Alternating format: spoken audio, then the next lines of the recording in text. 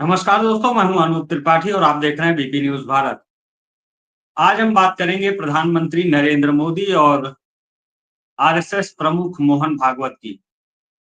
पिछले दिनों संघ प्रमुख मोहन भागवत के एक बयान की पूरे देश में चर्चा है और खास तौर पर बीजेपी के कुछ अंदर के नेताओं में चर्चा है और विपक्ष में खासा चर्चा है। और विपक्ष इस एक बयान को आधार बना रहा है, इस बयान को बेस बनाकर प्रधानमंत्री नरेंद्र मोदी पर और बीजेपी पर निशाना भी साध रहा है। वो बयान ये है कि नागपुर में एक संघ के कार्यक्रम में संघ प्रमुख मोहन भागवत ने पूर्व के एक संघ के बड़े नेता को याद किया। उनका नाम था मोरोपंत पिंगले। उनके जीवन पर, उनके कार्यों पर लिखी गई एक पुस्तक का विमोचन हो रहा था, कार्यक्रम था पुस्तक विमोचन का। मोरोपंत पिंगले का नाम श्री राम जन्मभूमि आंदोलन के सबसे बड़े प्रणेताओं में से एक है। पूरे देश में श्री राम जन्मभूमि आंदोलन को पहुंचाने वाले या पूरे देश में फैलाने वाले कहें तो मोरोपंत पिंगले ही थे। बड़े नेता आरएसएस के वो थे, बड़े कार्यकर्ता थे।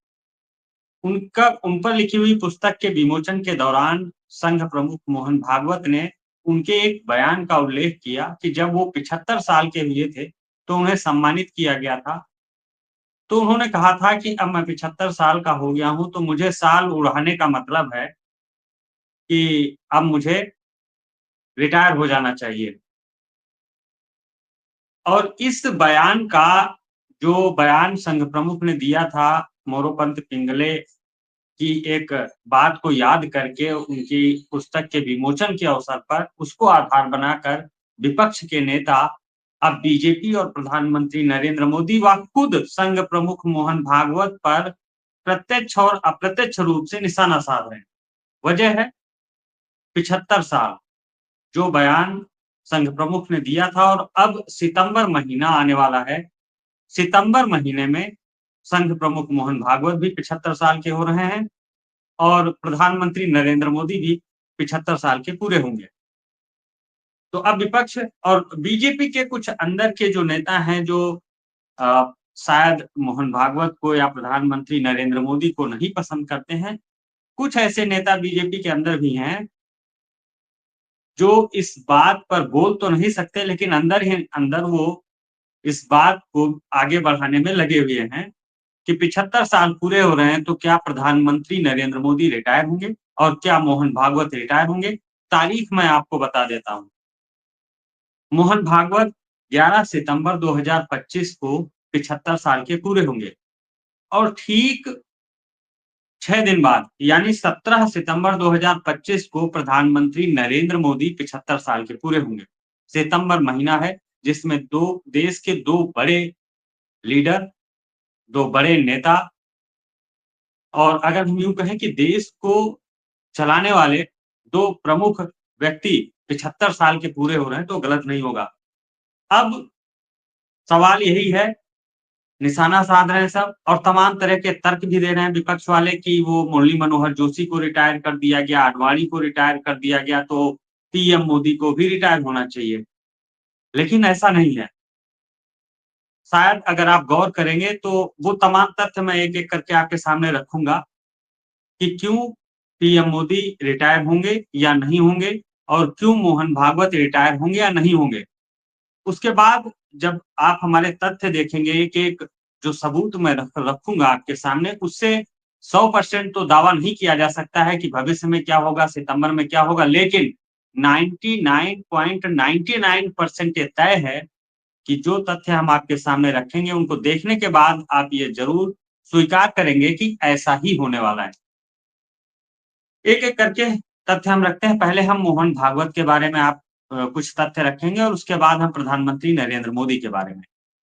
संघ प्रमुख मोहन भागवत 2009 में आरएसएस के प्रमुख के पद पर आसीन हुए थे। 2025 चल रहा है, यानी कि करीब 16 साल हो रहे हैं संघ प्रमुख के रूप में कार्य करते हुए मोहन राव भागवत। अब अगर हम आरएसएस की बात करें कि क्या आरएसएस में कोई व्यक्ति संघ प्रमुख के पद पर कितने दिनों तक रह सकता है? तो आरएसएस का जो संविधान है, संघ की जो मूल प्रस्तावना है, उसमें कहीं ऐसा नहीं लिखा हुआ है कि संघ प्रमुख का कोई कार्यकाल होगा, बल्कि ये है कि संघ प्रमुख जीवन पर्यंत संघ प्रमुख रहेगा। यानी कि जब तक संघ प्रमुख जीवित है, वो संघ प्रमुख के पद पर कार्य करता रहेगा। या फिर अगर किसी ऐसी परिस्थितियों के बस कि वो कार्य करने में सक्षम नहीं है, तभी वो पद छोड़ेगा, पद त्यागेगा, तभी नए व्यक्ति का संघ प्रमुख के पद पर चयन होगा, निर्वाचन होगा। ये ऐसी व्यवस्था है आरएसएस में। अब हम बात करते हैं बाला साहब देवरस संघ प्रमुख हुए पूर्व में और वो करीब 21 वर्षों तक संघ प्रमुख रहे अपने जीवन पर्यंत। एक और नाम हम लेते हैं माधवराव सदाशिवराव गोवलकर। आरएसएस के इतिहास में दूसरे संघ प्रमुख थे माधवराव सदाशिवराव गोवलकर और वो भी अपने जीवन पर्यंत रहे 33 वर्षों तक संघ प्रमुख रहे। बाकी जो 4 संघ प्रमुख और रहे हैं मोहन भागवत के अलावा वो भी अपने जीवन पर्यंत ही रहे हैं। तो अब ये तो करीब-करीब तय है कि मोहन भागवत संघ प्रमुख का पद छोड़ने नहीं जा रहे हैं। 11 सितंबर को सिर्फ उनके कार्यकाल के 16 साल ही पूरे होंगे और उनकी आयु 75 साल की ही होगी। संघ प्रमुख के रूप में मोहन भागवत जितनी मेहनत कर रहे हैं, जितनी निष्ठा, लगन और जिस अ, एक लक्ष्य के साथ काम कर रहे हैं, उससे कोई नहीं कह सकता है कि वो संघ प्रमुख के अपने दायित्वों से हटने वाले हैं या दूर होने वाले हैं।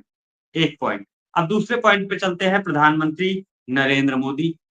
क्या 17 सितंबर 2025 को जब प्रधानमंत्री नरेंद्र मोदी 75 साल के पूरे होंगे, तो क्या वो रिटायरमेंट लेंगे? जो हवाला दिया जा रहा है कि आडवाणी को रिटायर किया गया, मुरली मनोहर जोशी को रिटायर किया गया या ऐसे दूसरे नेताओं को रिटायर किया गया कि आप 75 साल के हो गए साहब, आप रिटायर हो जाइए। ये तथ्य पूरी तरह से मेरी जानकारी में गलत है, क्योंकि जो आडवाणी है, लाल कृष्ण आडवाणी, वो उप प्रधानमंत्री देश के रहे हैं और जब वो उप प्रधानमंत्री थे, तो उनकी आयु 77 वर्ष थी, अभी भी वो हैं। आप अटल बिहारी वाजपेयी जी की बात करिए, बीजेपी के सबसे बड़े लीडर, बीजेपी के संस्थापक मेंबर, सर्वोच्च लीडर हम कह सकते हैं बीजेपी के जो पूर्व में थे और अभी भी वो बीजेपी के सबसे बड़े नेताओं में शुमार होते हैं। अटल बिहारी वाजपेयी भी अ, तक वो प्रधानमंत्री रहे हैं, तो उनकी आयु करीब 80 वर्ष थी। जब 2004 में उन्होंने प्रधानमंत्री का पद छोड़ा है, तो उनकी आयु 80 वर्ष थी। इसके साथ ही कई केंद्रीय मंत्री या फिर हम बीजेपी सरकार छोड़ के दूसरी सरकारों को देखें, यूपीए की सरकार देखें, कांग्रेस की सरकारों को देखें, तो कोई भी ऐसा ना ही भारत के संविधान में कहीं लिखा हुआ है कि 75 साल पूरे होने पर व्यक्ति, नेता या मेंबर ऑफ पार्लियामेंट भारत का प्रधानमंत्री नहीं बन सकता है और ना ही जो बीजेपी का संविधान है जिसका हवाला देते हैं विपक्ष के नेता, ना ही बीजेपी के संविधान में कहीं ये लिखा हुआ है कि 75 साल पूरे होने पर व्यक्ति प्रधानमंत्री नहीं बन सकता है या फिर व्यक्ति पार्टी का सर्वोच्च लीडर नहीं बन सकता है। तो जब जब साहब ऐसी कोई व्यवस्था ही नहीं है, ना ही बीजेपी में है, ना ही भारत के संविधान में है, तो फिर प्रधानमंत्री नरेंद्र मोदी कैसे पद छोड़ेंगे ये आपको सोचना है। दूसरे और कुछ बड़े पॉइंट्स हैं जिन पर गौर करना बहुत ज़रूरी है। प्रधानमंत्री नरेंद्र मोदी के पिछले करीब-करीब 11 वर्षों का जो कार्यकाल अब तक उनका हुआ है, 11 वर्षों के कार्यकाल में बीजेपी देश की सबसे बड़ी पार्टी बनी है। जो अभी 1980 के आसपास शुरू हुई बीजेपी, वो देश की सबसे बड़ी पार्टी है और देश की सबसे बड़ी पुरानी पार्टी कांग्रेस को दूसरे नंबर की पार्टी देश में बना दिया, बहुत नीचे गिरा दिया। तो जिस व्यक्ति के नेतृत्व में, जिस नेता के नेतृत्व में यानी प्रधानमंत्री नरेंद्र मोदी के नेतृत्व में बीजेपी ने इतनी तरक्की की हो कि देश ही नहीं बल्कि दुनिया की चीन की जो पार्टी है, सत्तारूढ़ पार्टी है, उस पार्टी से भी ज़्यादा बड़ी पार्टी बन चुकी हो, उस पार्टी से भी ज़्यादा जिसके मेंबर हो जिस पार्टी के, वो पार्टी बीजेपी बन चुकी है। वो प्रधानमंत्री नरेंद्र मोदी के कार्यकाल में जम्मू और कश्मीर में धारा 370 2019 में हटाया गया, वो प्रधानमंत्री नरेंद्र मोदी के कार्यकाल में जो 50-70 सालों से संघर्ष चल रहा था जम्मू-कश्मीर में और जिसका पूरे देश की जनता के बीच रोष था, एक माँग थी कि वहाँ सॉल्यूशन किया जाए, वहाँ लोगों को जिस तरह से प्रताड़ित किया जाता है, उस पर रोक लगे। तो धारा 370 हटाया एक ऐसा फैसला था, जिसे हटाने की शायद ही कोई कल्पना करता हो, हटाना तो दूर की बात है। अयोध्या मंदिर 500 वर्षों का संघर्ष जो देश के अंदर चल रहा था, 2 समुदायों के बीच 500 वर्षों से जो लड़ाई चल रही थी, उसे प्रधानमंत्री नरेंद्र मोदी के नेतृत्व में ही हम कहेंगे कि हल हुआ। चूँकि तमाम सरकारें आई गईं, लेकिन मुद्दा पचासों सालों से कोर्ट में चल रहा था और हल नहीं हो पा रहा था। तो ये व्यावहारिक बात है और सही बात है कि जब सरकार चाहेगी, तभी उसका जल्दबाजी में और सही निर्णय हो सकता है।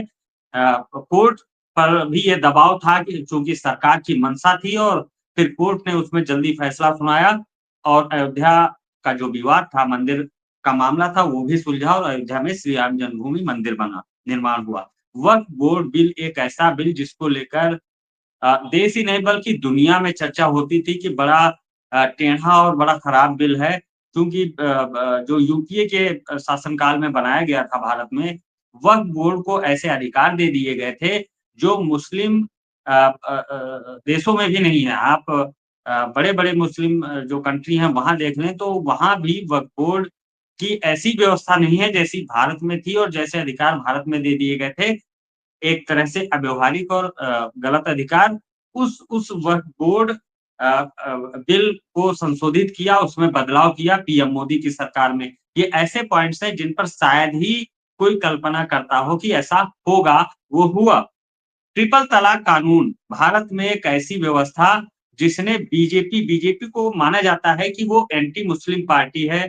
खास तौर पर प्रधानमंत्री नरेंद्र मोदी, आडवाणी या फिर जो ऐसे लीडर हैं बीजेपी के, उनको माना जाता है कि वो एंटी मुस्लिम है। लेकिन मोदी राज में ही मोदी सरकार ने एक ऐसा कानून बनाया ट्रिपल तलाक कानून, जिससे देश में ट्रिपल तलाक व्यवस्था जो होती थी उस पर रोक लगाई, अब अपराध हो गया 3 तलाक देना।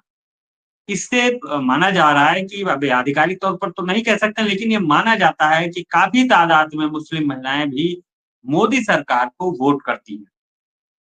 एक और बड़ा पॉइंट मेक इन इंडिया का असर ये है कि आज भारत का निर्यात दुनिया में बढ़ रहा है। दुनिया के पचासों कंट्रीज़ में जो निर्यात कभी बहुत थोड़ा हुआ करता था या जिस चीज़ को हम लगातार खरीदते थे, आज हर एक सेक्टर में आप रक्षा की बात करें, आप विद्युत क्षेत्र की बात करें, आप सौर ऊर्जा की बात करें, आप खाद्यान्न की बात करें, आप किसी भी क्षेत्र की बात करें तो मेक इन इंडिया जो अभियान प्रधानमंत्री नरेंद्र मोदी ने शुरू किया उसका असर ये है कि आज भारत तेज़ी से आगे बढ़ा है।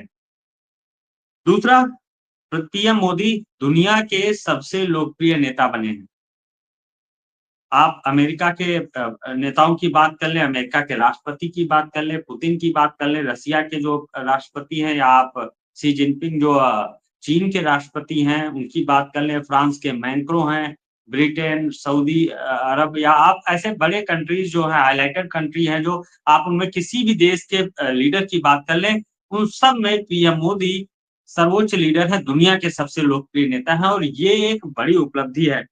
ऑपरेशन सिंदूर इससे पहले भी जब आतंकवादी हमला भारत में हुआ, मोदी सरकार ने की एयर स्ट्राइक की और पाकिस्तान के अंदर घुसकर वहाँ पर जो आतंकी ठिकाने थे उनको नष्ट किया। इसका मैसेज ये गया कि भारत की सरकार अब बहुत मजबूत है, ताकतवर है और उससे डर हुआ है पाकिस्तान में बैठे आतंकी संगठनों में और देश की जनता के अंदर एक विश्वास पनपा है। एक और आखिरी पॉइंट है जिस पर गौर करना चाहिए, पीएम मोदी के बारे में अक्सर कहा जाता था कि वो गठबंधन सरकार नहीं चला सकते हैं। अगर गठबंधन की स्थिति आई, पहले टर्म, दूसरे टर्म में ये माना गया कि अगर गठबंधन की स्थिति आई तो पीएम मोदी को हटाकर कोई दूसरा नेता राजनाथ सिंह, नितिन गडकरी ऐसे नेता को लाया जाएगा जो बीजेपी को लीड करे और एनडीए को लीड करे। लेकिन ऐसा नहीं हुआ। पीएम मोदी गठबंधन की सरकार सफलतापूर्वक चला रहे हैं और आलम यह है कि तीसरे टर्म में भले ही एनडीए की गठबंधन की सरकार है, बीजेपी की 240 सीटें ही आई थी, लेकिन अब वो गठबंधन और मजबूत होता जा रहा है जैसे-जैसे समय बढ़ रहा है, अभी 1 साल का हुआ है। जैसे-जैसे समय बढ़ रहा है, उनके पास सांसदों की, उनके पास साथियों की, एनडीए में साथियों की संख्या बढ़ती जा रही है। तो अब आप अंदाज़ा लगा सकते हैं, आप विचार कर सकते हैं कि जो मैंने तमाम तथ्य आपके सामने रखे हैं, क्या पीएम मोदी देश और दुनिया में बीजेपी को सबसे बड़ी पार्टी बनाने के लिए रिटायरमेंट लेंगे? बीजेपी और भारत के संविधान में ऐसी कोई व्यवस्था नहीं है तो क्या इसलिए लेंगे? जब आडवाणी और अटल बिहारी वाजपेयी जी जैसे लीडर 75 से 80 साल की आयु तक वो सत्ता में सेवा कर सकते हैं, तो फिर पीएम मोदी क्यों नहीं कर सकते हैं? या फिर जिस प्रधानमंत्री मोदी को देश की जनता चुनकर लाई है, उन्हें फिर से तीसरी बार देश की बागडोर सौंपी है, तो क्या उस जनता की जो अपेक्षाएँ हैं, जो आकांक्षाएँ हैं और जो विश्वास है, उस विश्वास को तोड़कर पीएम मोदी इस्तीफा देंगे? ये विचार अब आपको करना है। मेरा मकसद था तमाम वो तथ्य आपके सामने रखना जिस पर पिछले कुछ दिनों से चर्चा हो रही है जब से मोहन भागवत ने बयान दिया है। अब आपको तय करना है कि 17 सितंबर को क्या पीएम मोदी इस्तीफा देंगे? और क्या 11 सितंबर को उससे 6 दिन पहले मोहन भागवत रिटायर होंगे? है। इस प्रोग्राम में इतना ही। प्रोग्राम आपको कैसा लगा ज़रूर कमेंट करिएगा और सब्सक्राइब करिएगा हमारे चैनल को। फिर हम मिलेंगे किसी नए मुद्दे और नए प्रोग्राम के साथ। तब तक के लिए दीजिए इजाज़त। नमस्कार।